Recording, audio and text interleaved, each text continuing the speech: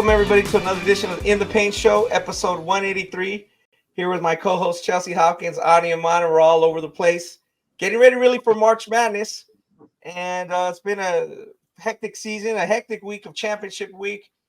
Chelsea, what's your highlight take on, like, championship week? I know we've been saying the men's game is wide open and the girls' game has star power. But, what did you learn in the last, 5 to 7 days? Man, the brackets are set. I think everybody's really excited. Just kind of on both ends. I know the women's game definitely has a lot more star power, but there's a lot of really good teams in men's college basketball. And I think, that is gonna kind of come to light, as these games get going this upcoming weekend. Really looking forward to the women's side. There's definitely a gauntlet in some of these regions. So I'm looking forward to some of these key matchups. And I think I can say the same for the men. It's going to be a good tournament all around, and I'm excited to see how it plays out. Got you. Ani, are you on the same boat in terms of, like, do you think that excitement is because, like, it's wide open? And do you think, like, the dudes care, like, how there's no Caitlin Clark, whatever, but, like, if they're balling and getting their money, do you think they care? Like, if they're going to, like, hey, man, I balled this tournament, I'm going to make a couple $100,000 going into next year. Who cares who's popular? Or do you think, no, it matters? Well, first off, let me apologize to the viewers. I'm in Chattanooga, Tennessee. Wi-Fi was awful in the hotel, so I had to move around. I'm in the car. We thugging it out. But to answer your question, Ronnie, I do feel like for the men's, the excitement is because of upsets potential. Mm-hmm. Like, you got called to Charleston, a very interesting group. Sanford, I believe, is playing Kansas. But Kansas is, we got to see what Dickinson and Kevin McCullough Gonzaga got McNeese. McNeese and Will Wade is hot right now. Like, there's a lot of, I think it's the upsets on the men's side that keeps it interesting. The women got the star power. The men got the transfer portal and the upsets. I think that's where it kind of bouncing out a little bit. But yeah, like, I think it's both going to be really fun. Everyone's bracket is going to get busted by, like, the first, like, few hours and stuff. But I think for the men's side, I think we're going to see a lot of upsets. The seeding was weird on the men's side. Seeding was, so I just think we're going to see a decent amount of upsets this year, like we did last year. Yeah. Well, speaking of seedings, I just wanted to throw this out there before we get into the girls' tournament. Chelsea would take the lead on that. The seedings is out for the 4 games at Chipotle Nationals, which used to be known as Dick's and Geico. Brownsburg, Tennessee, April 4th through 6th. So Montverde's the number 1 versus Compass is number 8. They're 12 in the Fab 50. Long Island Lutherans playing Columbus. Columbus has got the 5 seed. So again, that 4-5 Long Island Lutheran Columbus seems to be by far the best game. Kind of like that Paul VI versus Link game last year. 3 versus 6 matchup is Prolific Prep versus Link. And Paul, the 6th this year is the 2 seed. They're 3rd in the Fab 50, and they play IMG. So obviously, Compass and IMG are the teams that are going to have a hard time getting past the first round. Montverde's playing Compass. Paul, the 6th, is playing IMG. Ani, do you have any quick thoughts on that? We don't have too much time, but again, that's out, and there's not too many more games left, and then we'll end the season with those games on the high school side. Yeah, I mean, I'm just it's all not a whole lot. Just who can someone beat Montverde? Yeah, and Chelsea says no. Compass is going to have their work cut out for them. Obviously, the winner of Long Island Lutheran Columbus could give them a game. But yeah, they're the favorite, and we don't need to spend too much time on it. We just want to let everybody know about that. As far as, like, the rest of the country, the teams and the states that are still playing are Alaska. A few more divisions. Indiana has a week off, unfortunately, because of the NCAA Tournament. Brainbridge Fieldhouse is being used this weekend. So their state final, which will include Fishers, is the following week, the 30th. So I guess that's going into Final Four weekend, so it'd be they are up to number 10 in the Fab 50. So they're kind of the favorite in that game against Ben Davis, but they have a week off, so they play the 30th. So Indiana's still going. And then we got Kentucky, which has the one-class tournament, which is still great, Sweet 16. It's called Minnesota, Ohio, and Pennsylvania. And that's basically it. So we'll be watching that. Tune in to ballslife.com. We got the new Fab 50 out there. We have a couple more weeks. But for now, we're just going to get into the women's tournament, not waste any time with anything else. Chelsea, again, we know about the top team, South Carolina, it's probably the favorite, but just give us a quick breakdown of each region, or what you might see coming into, like which teams maybe should advance. Yeah, absolutely. Okay, well, obviously, the number one overall seed ended up being South Carolina. They finished the season absolutely perfect, 32-0. They are going to kind of lead the way in the Albany region. Sure. The other 3 1 seeds ended up being Iowa, Texas, and USC, meaning Southern Cal. They had Iowa as the number 2 overall seed, so they're going to open up in the Albany 2 region. And then we're going to have Texas and USC in the Portland regions.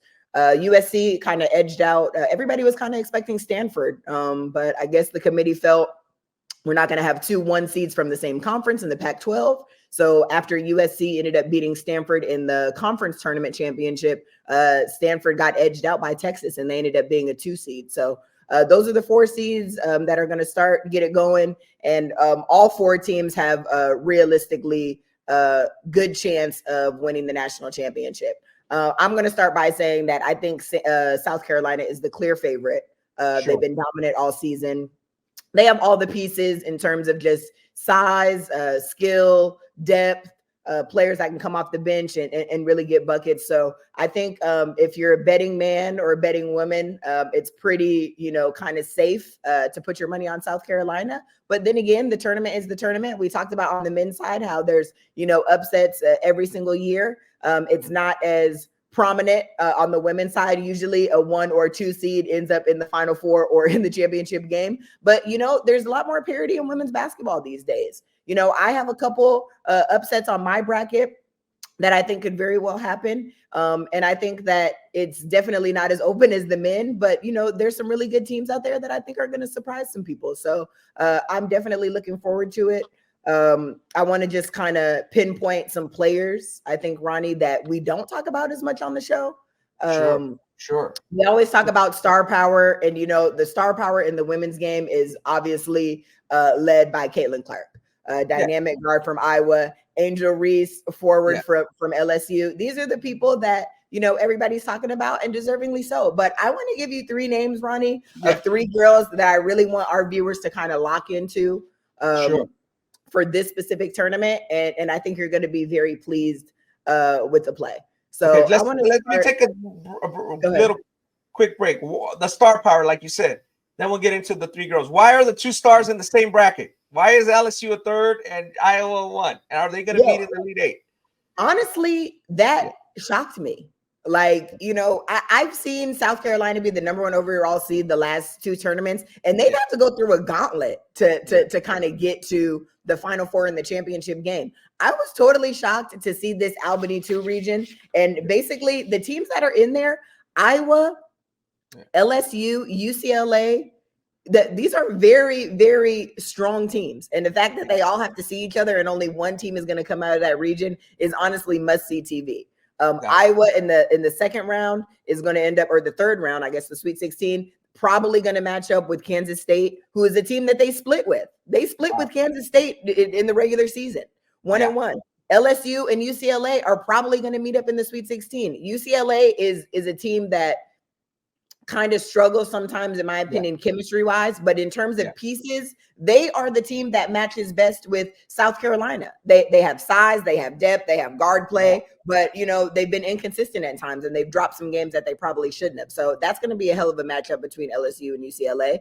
And ultimately only 2 of those teams can meet in the Elite 8, and it's going to be crazy. So that's the region, in my opinion, that is the most unpredictable, because as much as people want Caitlin Clark to advance, I already, kind of stated before that she can obviously will you to a lot of games. She's that exceptional. She's that talented. But I think when you get deeper into the tournament, it comes down to who has the best team. And I think that there's better teams in that region. Got it. One quick question for you in the Portland 3 region. Is USC obviously they're a good team, but are they real?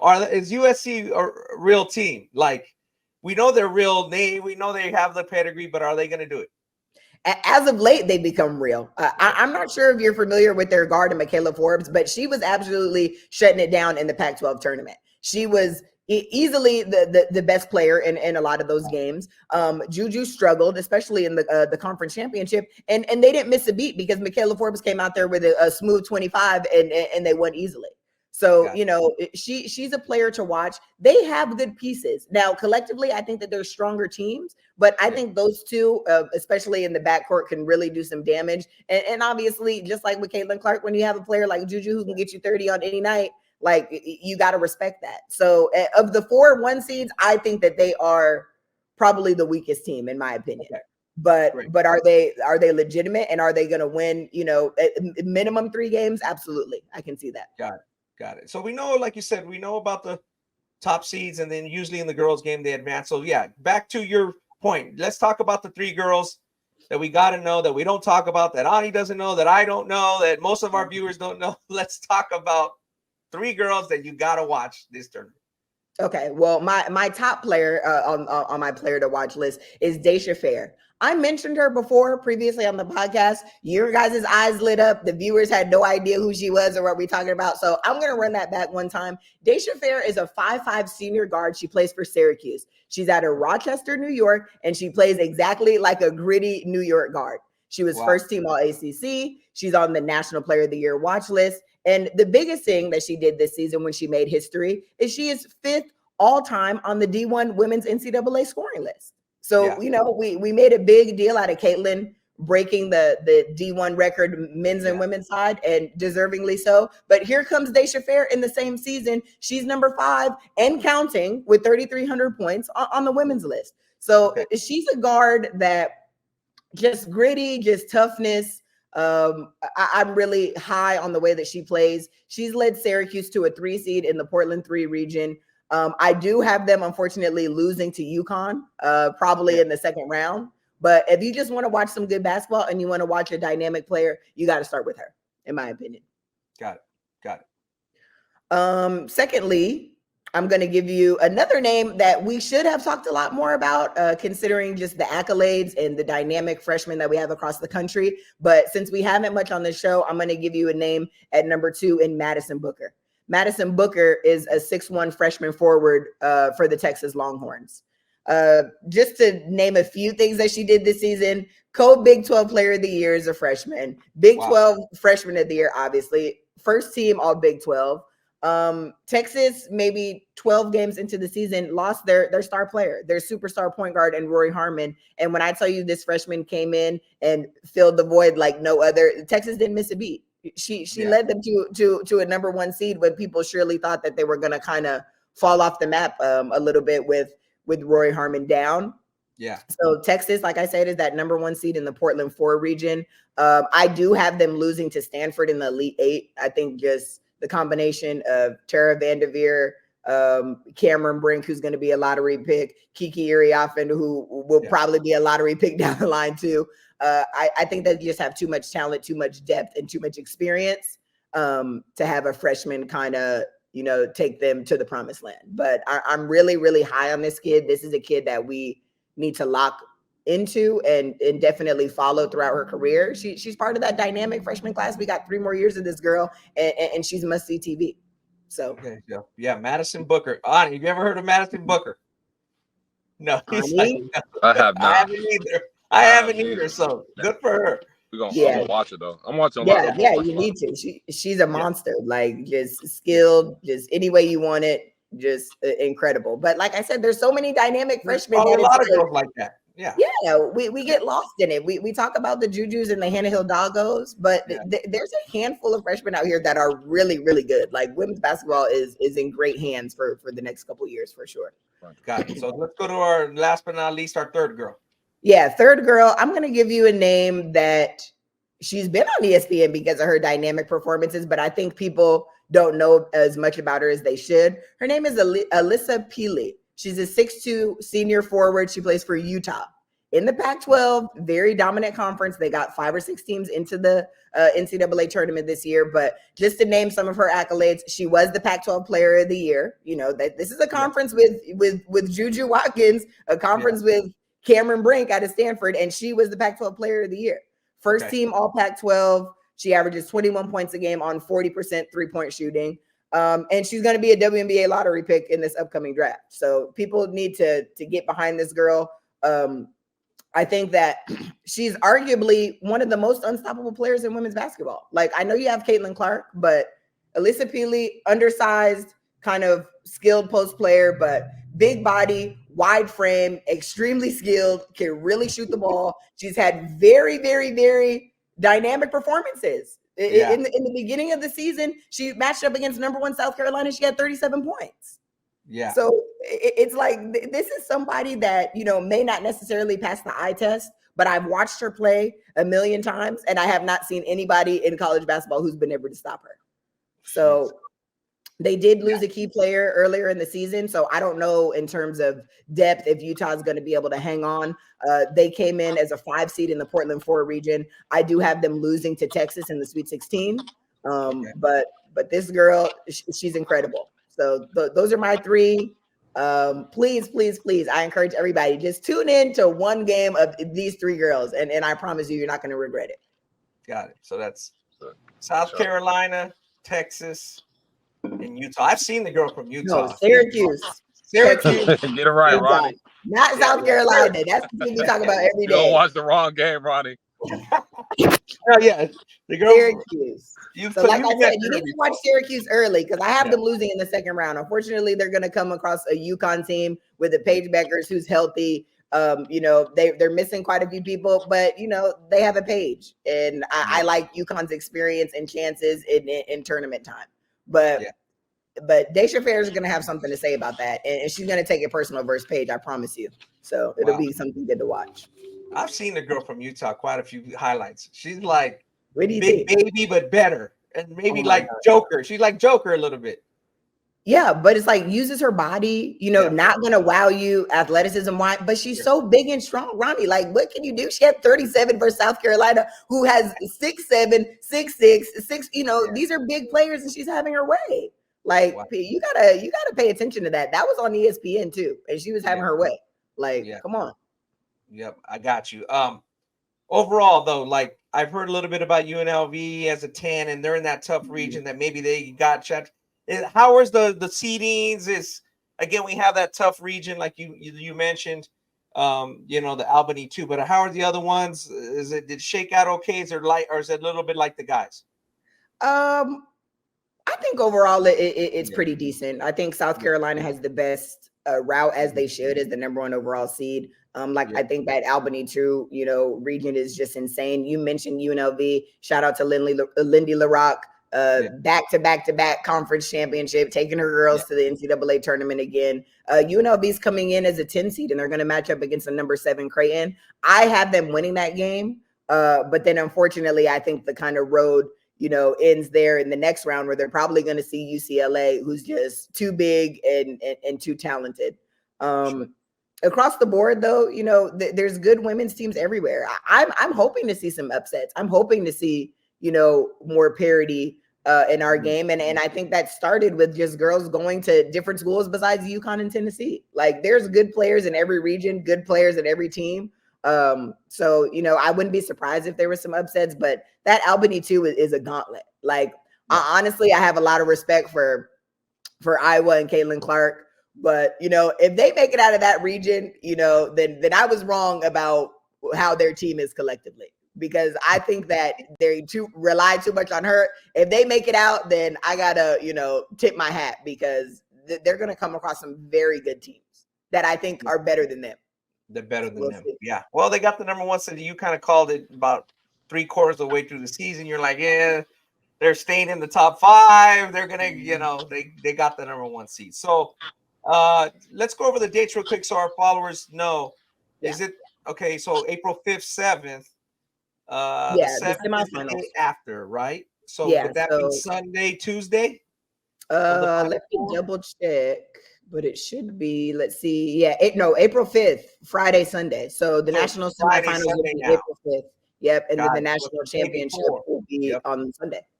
Yeah, and I always remember, because when Angel McCautry was in the final Louisville, I vividly remember that game was on the Tuesday. But now they've switched it to the Friday, Sunday.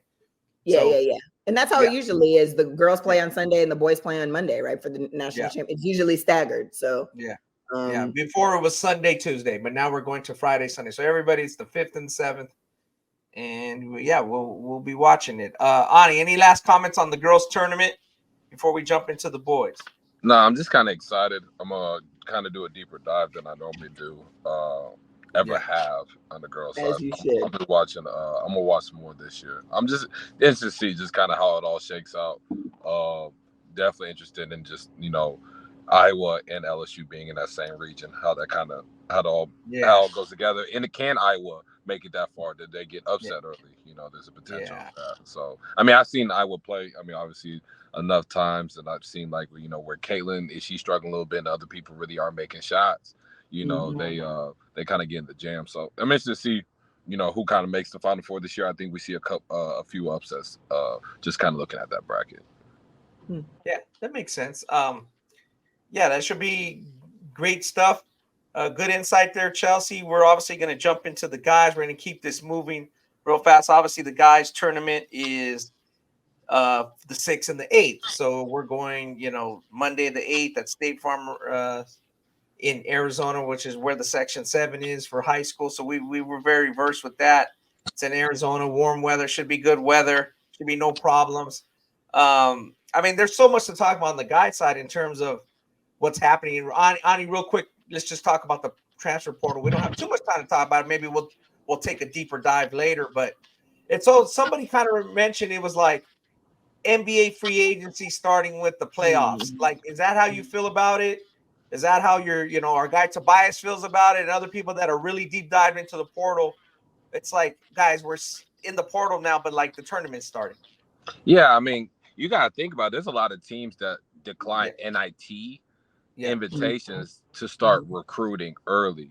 You got teams that are in the NIT that are having meetings before they get on flights to go to their games. So, the portal, I wouldn't say has overshadowed the tournament, but the portal holds a lot. It's a lot of significance, especially for the teams that aren't in, the teams that are now even the teams that are in right now, like in the tournament, that you still got assistants trying to really balance both, especially if it's not their scout for this upcoming game. But yeah, I mean, it's just free agency. It's just a crazy time. Like, you got the NCAA tournament, and you got the NIT. You got teams that decline the NIT, and you got schools right now that are just saying, you know what, we just focus on recruiting. We got schools that are like, we got to make sure that we're not behind. If you make an Elite 8 run or Final 4 run, and these other schools are on top of guys that are hitting the portal or going to hit it. Like, it's a lot going on, man. It's I just the phone calls and text messages that I've gotten, it's insane. Yeah. So is it safe to say that, like, on the guy side, if you spend your time wisely, hit this April, like, recruiting, I guess March, and we're still in March, but like, it's all about who you zero in on, who you have a realistic chance to get out of the portal, spending your time wisely between practice meetings. Those are the teams that are going to be good next year, and like, it's going to pay off. Is that fair to say? Yeah, I mean, just knowing what your collective is, how much money you got, or how much money you don't have. Correct. Being realistic. Being realistic, knowing who you can get, kind of getting information on guys that are going to hit the portal and kind of being a little ahead of it, contacting agents, stuff like that. People are doing the recruiting before these guys even hit the portal. I mean, these guys, you see a long list of names that a guy said someone reached out after he hit the portal an hour ago. No, like, those are a lot of those are schools that hit him up a month ago, right? Or hit the agent or some representation. So I would say it's not the ones that are going to be good. It's just you're getting a head start, and you can kind of be ahead and maybe finish out your roster a little bit earlier than some other programs. But I don't, if you're just throwing a whole bunch of money and you ain't getting guys that collectively help you win, I don't think that makes you good. I do think you can kind of be finished portal recruiting maybe a little bit sooner than other people. Yeah. Well, we know, Ani, that certain guys, just like anything else, there's good recruiters and bad recruiters. Guys can't recruit the high school game well. 100%. Sometimes they get fired. So Is it the same thing? Like, are quote unquote, do you hear of any teams that are chasing waterfalls? Like, wait a minute, they can't get him. They're wasting their time. Or no, that's not happening too much. It's a little more realistic now that they have data on the guys. They know he's a bench warmer. They know he's a six man. They know he's a starter, etc. Or is it still the same thing? There's still going to be misevaluations. They're gonna misevaluate. I mean, Okay. you know me. Like I'm an intel guy. Like I look at a lot of things. I think sometimes when you look at a player, you look at they got ratings for players and stuff like that. But what's his character like? What's his work ethic like? Does he fit coach's system? You don't really, if you don't really have a full grasp of those things and you're just recruiting him off just talent, then it may not fit. You see what I'm saying? Sure. I think a lot of it, you got enough information to make decisions. So I don't think you see a lot of it. Yeah. But I do think we still see some of it because guys don't really know that kid's character, the parents, and just some other things and just if it's a fit for coach, does it fit the culture that y'all trying to establish? Anything like that. And also some guys are just kind of going by like they're sometimes shooting for guys that they can't get because they don't know who they can get. Like sometimes they're just going for someone sexy. They got someone sexy on the board. Yeah. But that just to show like, hey, this guy because they don't have anything else. It just looks correct. Good. Yeah. So you do see that some in recruiting. Yeah. So I just think guys are gonna miss. Yeah. Guys are gonna overpay guys. And there's guys that are still gonna overpay some other guys, but it fits and it makes sense. It's just all about if you do your intel right, you got the intel right, and it fits the coach's system. But I think you don't see as much of it as you did in the past. Correct. And that makes sense. There's some guys that are going to, like you said, maybe shoot too high in terms of like their value. But if they produce a little bit, that's better because there's going to be some guys that totally bust. Right. Like you give $500,000 to a guy, and he a 5 point per game guy. Like correct. He won 100,000 a point. But then that also creates two things. Again, I know we need to jump into these brackets, but like if you overpay a dude, that can totally throw off your chemistry for the whole year because now you got a full roster of guys that are like, man, is this guy, you know what I'm saying? It creates a little bit different dynamic than it does like prior when a guy doesn't play, right? Because for the most part, the scholarship's guaranteed, right? For college basketball, you don't play good, you're a McDonald's guy, okay, well, he's just on the team. That's changing. You know what I mean? That's going to change. Right. These players are going to know how much so-and-so gets, their teammate gets at some point.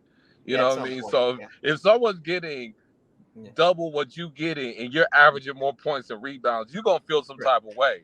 If you're just a dude, like if you're just Ani Umana and I'm from Paris, Texas, JC, right? Like if you're Bronny or you're Caitlin Clark, that's Bronny. It don't even matter. He's not even part of that. They get it already, right? Who cares if he has $5 million? Oh, that's Bronny. But if you're just Joe Blow, averaging 10 points a game and you are 6 points a game and everybody thought you were going to be the best player on the team, it's going to make an impact, in my opinion. Oh, 100%. It does. It does. Yeah. And like you said, a shout out to Kevin O'Neill, the longtime Marquette coach at Arizona Recruiter. He's like, I don't give a damn. This is just what he said. He's like, I don't give a damn who Ed O'Bannon is. Ed O'Bannon was the best player in the country. Who his top three is. I just want to know if we can get him. And that's how it's got to be. Who cares who's top three? Oh, we're in it or we're in the portal with them. If you ain't getting them, who cares? You know what I mean?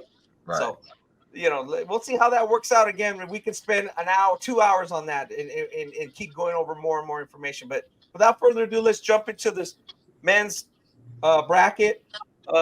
Chelsea, first reactions, and I'll get yours. Obviously it's exciting. It's wide open, but is it really wide open? Well, I have UConn running the table. Just off of how I feel, just kind of watching these games. I think UConn has a very strong chance of repeating. When I look at their team and just the combination of depth, size, experience, guard play, I think that they are the most complete team in the country. But I think that this men's championship is unpredictable. I don't want to say it's wide open, but it wouldn't shock me if somebody were to beat UConn. They're going to have a couple tough games that I have penciled in. I see them potentially meeting San Diego State or Auburn. And I want San Diego State, being a San Diego State alum, but I see them meeting them in the Sweet 16. They might have to follow that game with a tough matchup versus Drake or Iowa State. But I think they have the easiest path to get to the championship. I don't see them losing before the Final Four, if anything, and I wouldn't be shocked if they were to call themselves repeat champions. When I look across the board everywhere else, I see a lot of higher seeds, but I see a lot of just injuries and teams that are hobbled, teams that are not at full strength. I remember several pods ago, I picked Houston as one of the teams that was going to make a very deep run, if not have a chance to win. I also really liked Marquette as my sleeper team.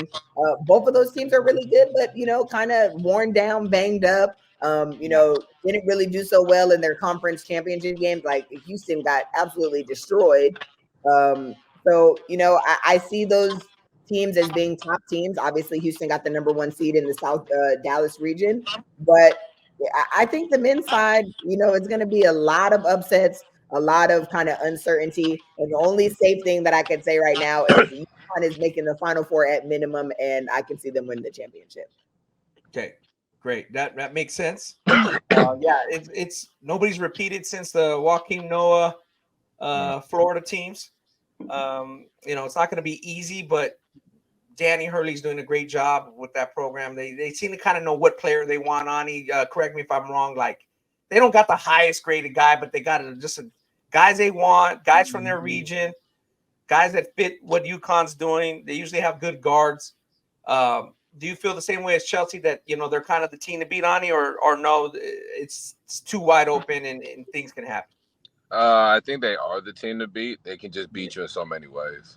I think just with perimeter play, they want to go small. They want to kind of stretch the floor out. They can. Obviously, Donovan Klingen. You got guys like Tristan Newton. They can pound you aside. They got really good guard play. They got multiple guards that can create and score.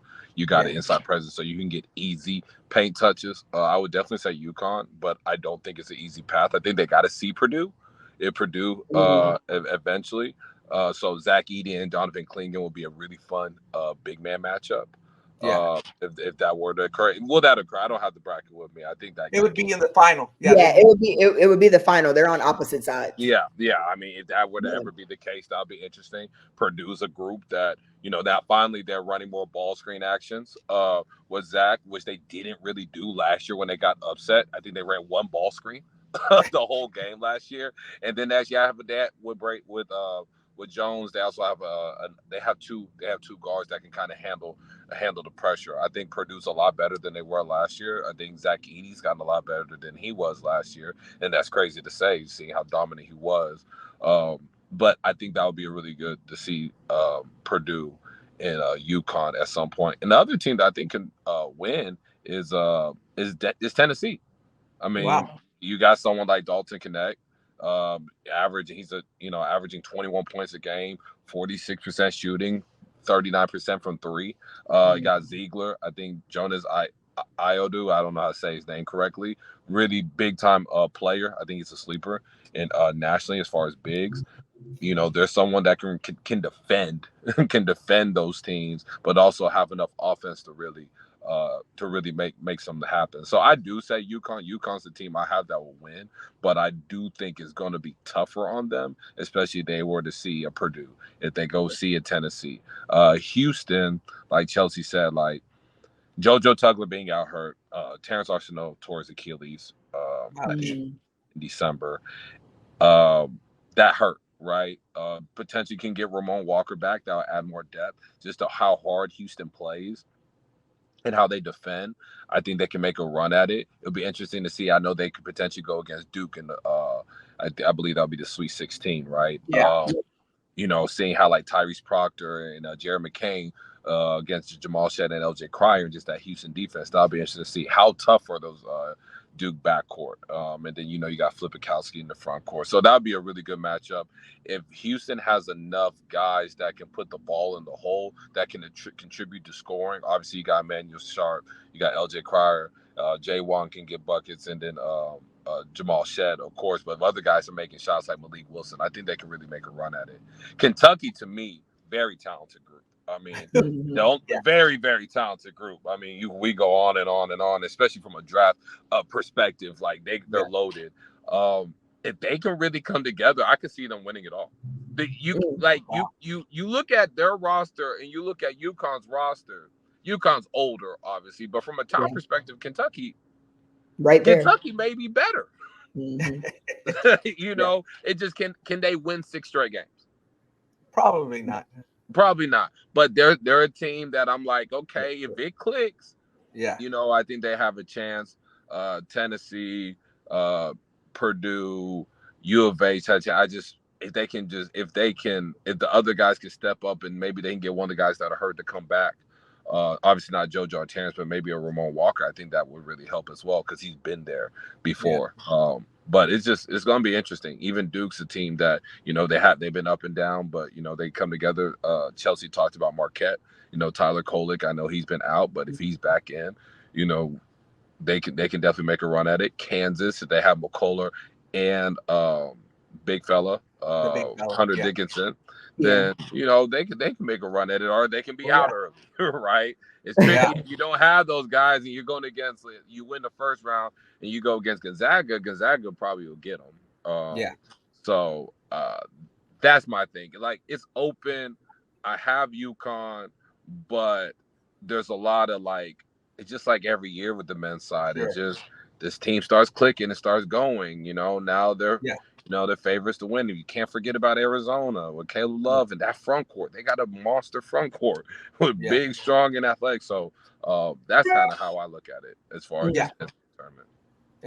And like you said, sometimes, like you said, teams get on a roll. The main thing I think about when you say that is Shabazz Napier and that group at UConn and Kevin Harley's first year. They just got the 2 guards rolling and nobody could stop them, and you can see that they're going to go far. Obviously, this year is a little different. It's a lot of balance. Chelsea mentioned a good point with UConn and a couple other teams. Like, UConn's playing in Brooklyn. Then they're going to go to Boston. They're probably not going to lose in those 2 regions. They're probably going to advance. We really didn't talk about the West because I think that's the open region. We kind of hit all 3 regions. Purdue is probably going to, with either Tennessee or Creighton, it's probably going to come down to Purdue, Tennessee, or Creighton in the Midwest. And then the health of Houston makes a difference. And Duke, what happens in that game. Marquette probably plays either Duke or Houston. Whatever. Again, these are just generalities. But we didn't say nothing about the West because either that bracket is real open or we don't think it's seeded right, or we just don't think that team is strong enough to beat the UConn in the semifinals. So, Ani, what do you think there? It's the Arizona group, number 2, North Carolina number 1, Baylor 3, Alabama 4. Yeah, I think Alabama. I just don't see it, especially defensively, especially in the interior. Yeah.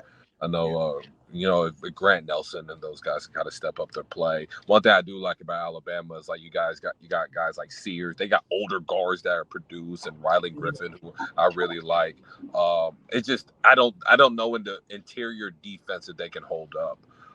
North Carolina, I like. Obviously, Harrison Ingram is a transfer from Stanford, averaging 12-9 and 2 assists. Just been really, really good. Again, veterans.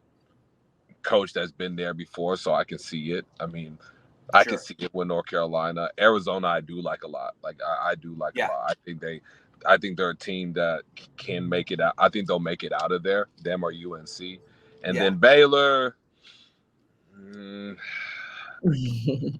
I can see it. I like them more than Alabama. I think this is a big tournament for guys like Jacoby Walter. Yeah. Bridges has been playing well. I really like Missy. Do they have enough? And Scott Drew, obviously, that he's been there before. Stat's been there before. So I don't ever want to discredit that. I don't know if they have enough to beat a UNC or Arizona deeper in. But if they did, I wouldn't be surprised. I think if Jacoby Walter really kind of takes that next step, which from a talent perspective, he can. I can see him make a run at it, but I feel more comfortable with saying UNC in Arizona right now. Sure, that makes sense. Again, so we're kind of going with the heavyweights a little bit, and that makes sense, or the higher seeds. But we obviously there's going to be some upsets. For Baylor, that's you did a good job with kind of informing me, and I like Yves Missy. Like Jacoby and Yves Missy, we had them ranked pretty high. So we have the guys that I think I had Reed 32. It's too low, Reed Shepherd, but I'm okay with it because where everybody else had him ranked is a lot lower. Some people had him in the 70s, so I'm okay.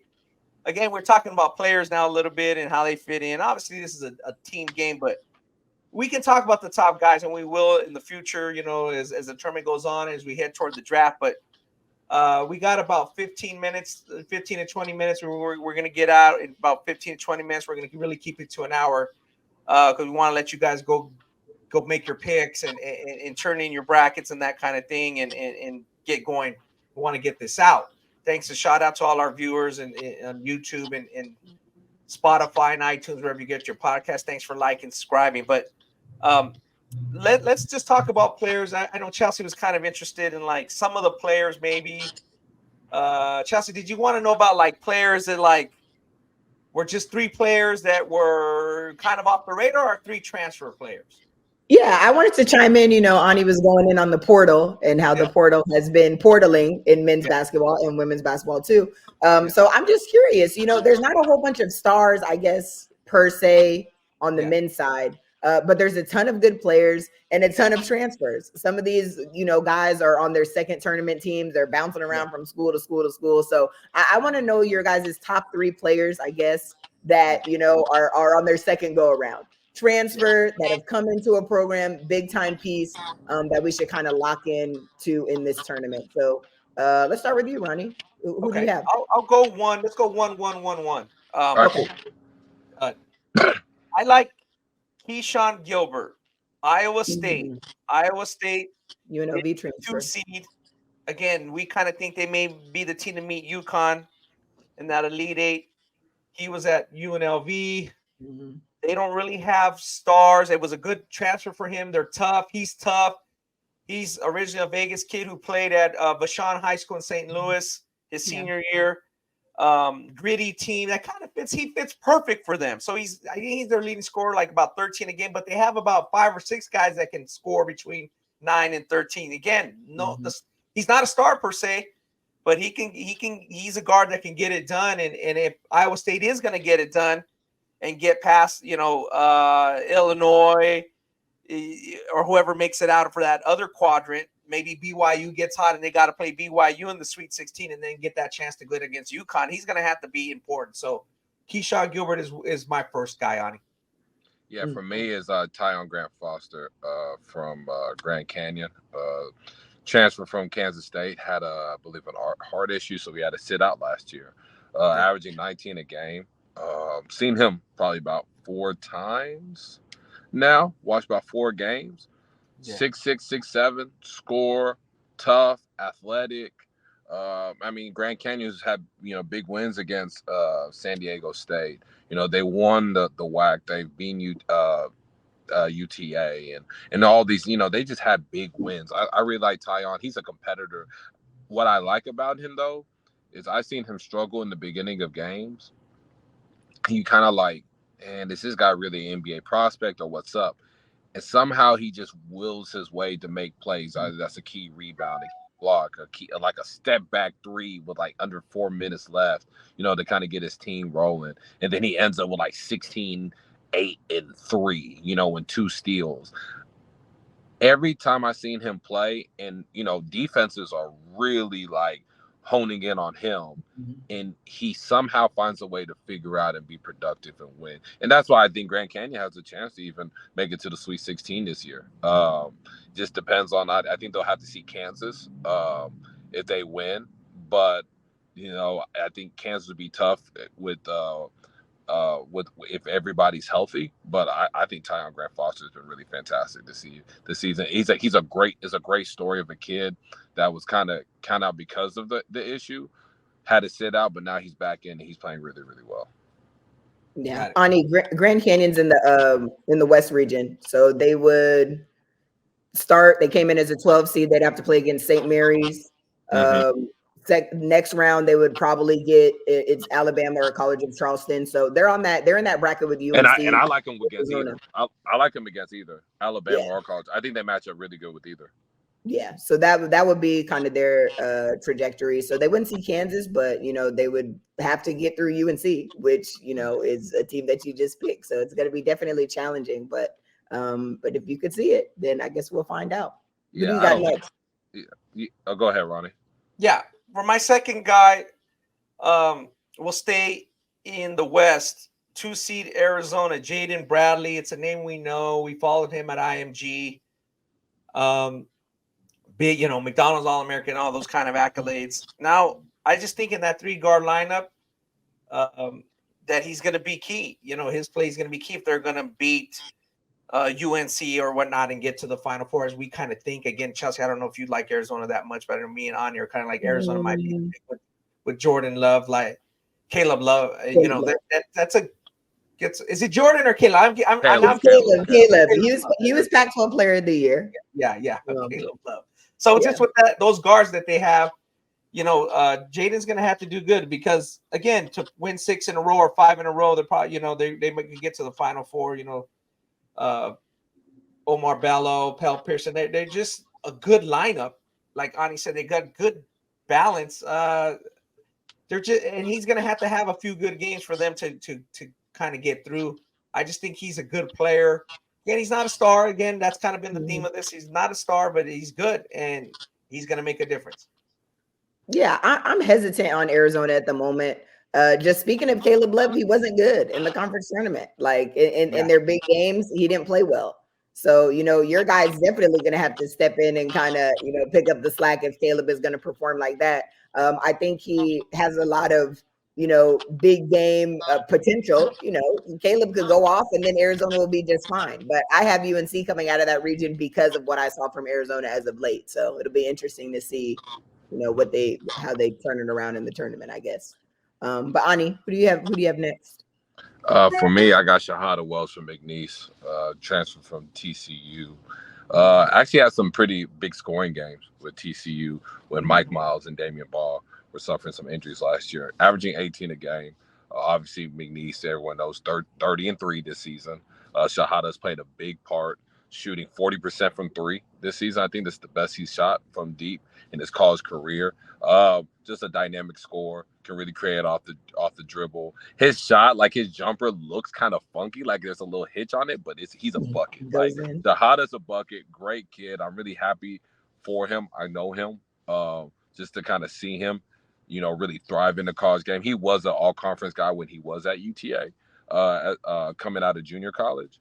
So, he's another kid that's had a story. It's had to really work to get here. So, I mean, going against Gonzaga, I know he'll still be able to get a bucket. I'm interested to see how McNeese really kind of goes against the front line. I don't think it's a great matchup for McNeese, but I do think Shahada, when you got a guy like Shahada Wells in your backcourt and he's playing with as much confidence as he's been playing right now, I mean, he gives them a chance. So he's an impact player. I think that'll be a fun game to watch and to see him play against like the Nolan Hickmans and those guys at Gonzaga.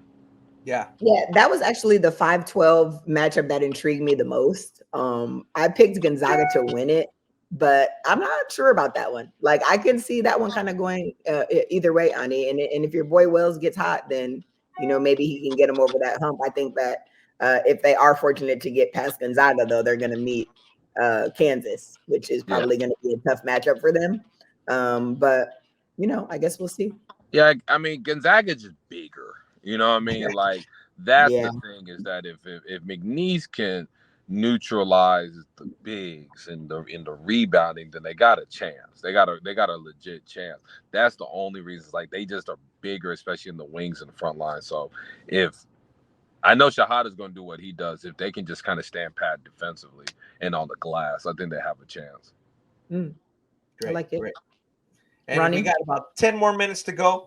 I'll get my last guy. Again, we talk about schools that guys transfer from. The MAC Conference, Akron Zips, RJ Dennis, who's now at Baylor, and he's a double-digit scorer, about almost 7 assists a game. Again, we talk about guards in that West region. He's going to have to play good alongside Jacoby. RJ Dennis, again, he's a transfer from Akron. And I just think he's another key piece. I think the guards, again, I'm a guard. I like guards. We talk about guards. they're going to make a difference. If you don't get the big guy the ball, or if they can't get the ball, it doesn't matter. So I'm kind of sticking with my guard theme. Again, I don't know how good Baylor's going to be. I think they're going to have trouble with New Mexico. And that's the game I want to see is New Mexico. Baylor. New Mexico's. I like New Mexico again. Give me the 3-guard lineup. That's just how those teams seem to be doing good in the last 10 years. I would say 10 or 15 years, whatever you want to call it. So that. But again, if Baylor's going to have a chance, he's going to have to play good. I didn't know Ani was. I really didn't know who our picks were. I didn't know Ani was going to pick Tyon Grant Foster again. Kansas DePaul, 24 years old. There's a few guys like that in this tournament that could make a difference that are 23, 24, maybe even 25 years old. It's like those guys make a difference. You know what I mean? So it's like the hell with these low-tier high school players that are sitting on the bench. Nobody's worried about that right now. It's just the nature of the game. So shout out to him. He was actually my third guy. So I switched to Dennis because Ani picked him. But yeah, that's a great story. Like if again, he sat out 2 years with the heart issue, and he's playing good. So Grand Canyon, that's a hell of a matchup versus St. Mary's. Ani, do you like Aiden Mahady? What do you think about him in these draft boards? I do like Aiden. Yeah, can really shoot the basketball. Really would like to see against like translatable length and size. How did he generate defenders? Defender, like how he defends it and how he just creates. But I like him. I like his shooting. I like his feel. I like his toughness. I liked him out of high school too. I think if St. Mary starts advancing, I think we'll see more like games versus other draftable prospects, maybe 224, 225 guys that maybe we can kind of get a better feel of like where he's at currently. But I do like him probably as a second round guy, right now at best. But that can either drop or that can go higher just depending on how the tournament goes. It just seemed like can he really generate his own look versus that, and then it's just under that type of pressure. I think this tournament can help him a lot if he can show those things. Yeah. It's going to be a great tournament. I think honestly, I like the men's tournament just as much as I ever because it's unpredictable. I like some of that a little bit. Again, the girls tournament's going to get attention. The Val deserves attention. I can't imagine if LSU and Iowa meeting would be the 1 versus the 3. So that's 16 or the Elite 8. Is that the Elite 8? Yeah. Yep. Yeah. So I can't imagine that game's not going to be a ratings bonanza, but let's talk a little bit in our last 5 to 8 minutes. We have the Ballislife betting. Go check that out. Make sure you follow them on Twitter. Ballislife betting's kind of becoming big. Betting's just becoming big. But Chelsea, give me the one team or the one game that would be a betting coup that somebody would be good at. They'd be like, bet on this game. You'll collect. Okay, men's tournament or women's tournament? Women's tournament. Yeah, and then okay. Is there any game that people should look at? Yes, there's a lot of games that people should look at, but I know you're not gonna give away all your secrets, but you just want a sure thing, and I'm not even gonna give you any of the top teams. I'm gonna pick a sleeper game. Okay. And okay, so in the first round, women's tournament, Portland 4 region, number 7 Iowa State versus number 10 Maryland. Give me Maryland. I'm telling you, this team is gritty. This team is tough. I've seen them play in a lot of close games, and I think that they are better than their record shows. They finished the season 19-13, but they have the athleticism, they have the guard play to really make a deep run.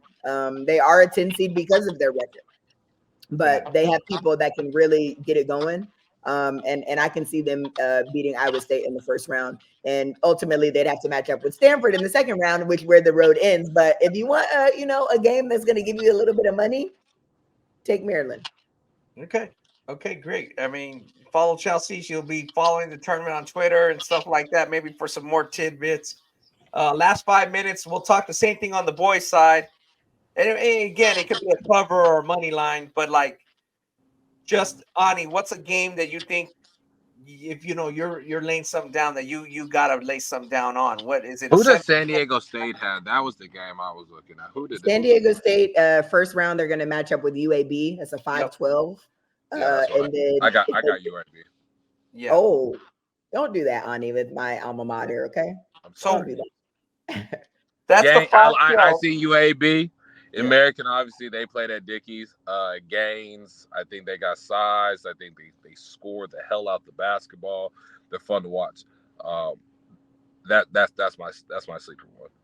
Yeah, the what started opening again at 6.5. So I'm with you on that one. I think UAB can cover that. Again, maybe they might not win, but if that's a bet, I would take.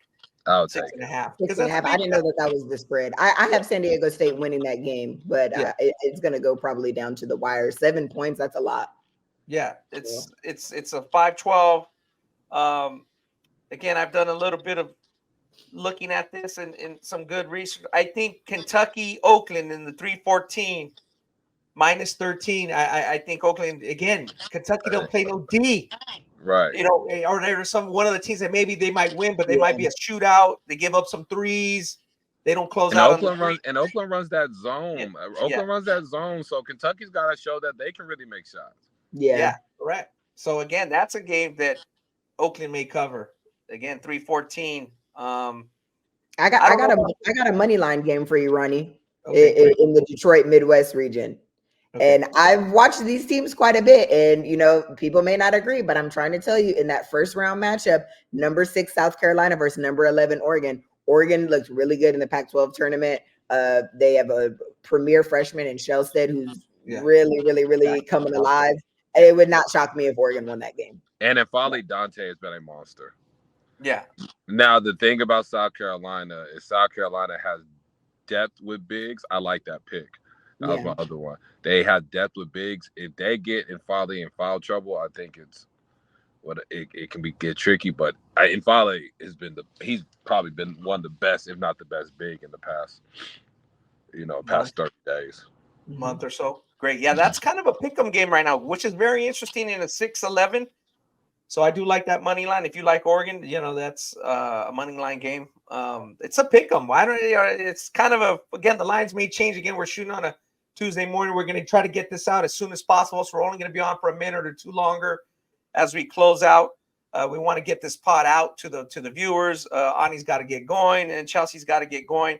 And Ani, last closing statement, then Chelsea, last closing statement. We'll get out of here.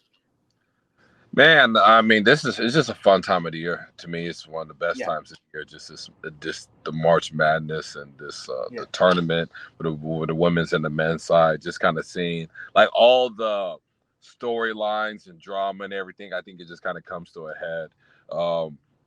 It'd be interesting to see what the average age of the men's championship team is this year. Sure. That'll be very interesting. Or how many portal guys they have. I think that could also kind of see how that affects high school kids, you know what I'm saying, for the following years and just going into the spring and summer. So I mean, I'm interested to see how many portal guys the NCAA men's championship team has, and transfer guys, and what's the average age of that team. Yeah, very interesting. Instead of it saying how many McDonald's All-Americans did they have, like we did 10 years ago, it's like how many portal guys do they have? Right. Makes total sense. Chelsea? I like that. Interesting point, Ani. I'm just going to end with, regardless of the star power or the upsets, this is obviously one of the best times of the year just for basketball fans. So I encourage everybody to watch the men's tournament, women's tournament. I'm going to end with my Final Four because I just want it on the record. So that way I can come back to Ani and say, yo, I tried to tell you. So I'm going to get my Final Four on the men's side and the women's side. On the men's side, I have meeting in the Final Four, UConn versus UNC. And then I'm going to go Kentucky and Tennessee on the other side. And ultimately, UConn will meet Tennessee in the national championship, and I have UConn as the winner.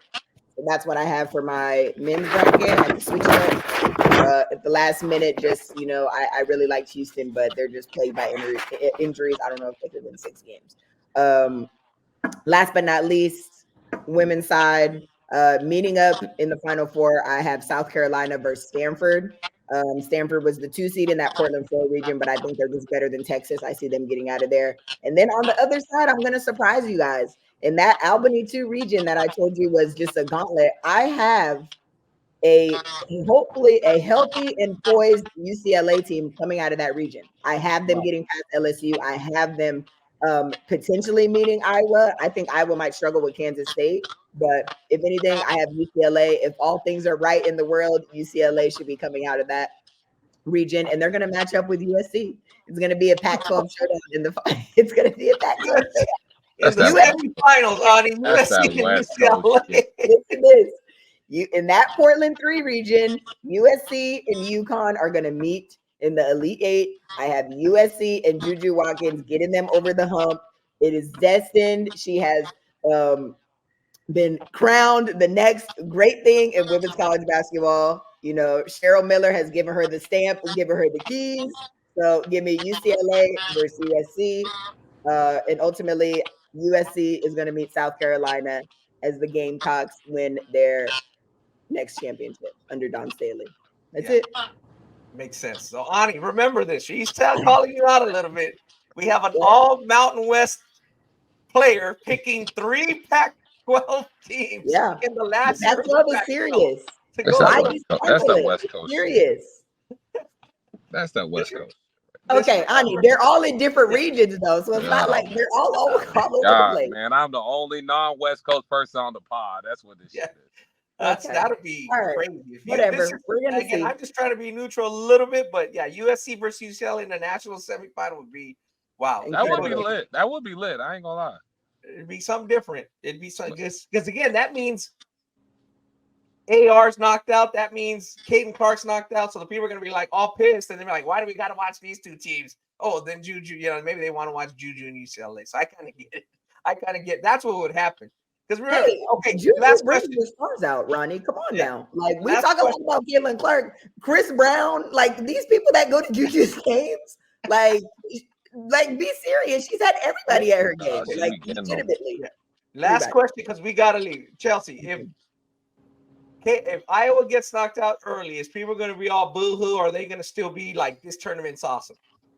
No, they shouldn't be boo-hoo. Caitlin Clark is going to do her thing in the games. They don't have the best team. I've been saying this all the time. Tournament favors team. The deeper you go, Caitlin Clark can win a lot of games for you. Please do not misconstrue what I'm saying. But I think the deeper you go, it is more about whose team is better. And I think that there's teams even in that region that are better than Iowa. Caitlin Clark, best player. Iowa, not best team, even though they were a 1 seed, in my personal opinion. Got it. And I'm with you guys. I do think UConn's the strongest team. So as we sign off for Chelsea Hopkins, Ani Umana, we're saying that we're going to have a repeat champ, and we'll see how that shakes out and how many portal players are on the other 3 teams, and are they transfer teams or are they strong? Because we got UConn is mostly homegrown kind of talent and guys that Danny Hurley recruited. So we'll see if Danny Hurley gets it done again. But for now, we're going to get out of here. Appreciate it. Make your picks, and we'll catch you guys soon. Take care.